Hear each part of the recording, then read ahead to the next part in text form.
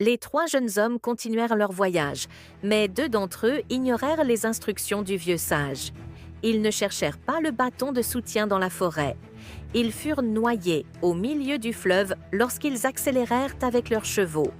Mais le plus jeune d'entre eux, qui avait respecté les instructions, les sauva tous en utilisant le bâton de soutien pour traverser le fleuve en toute sécurité. Dans le désert, les deux premiers quittèrent le plus jeune parce qu'il se reposait à l'entrée du désert, comme le vieux l'avait conseillé. Mais ils se reposèrent à la sortie du désert et furent attaqués par un groupe de personnes. Encore une fois, le plus jeune les sauva. Lorsqu'ils arrivèrent devant la grotte, les deux premiers menacèrent le plus jeune et l'attachèrent, mais la grotte ne s'ouvrit pas pour eux.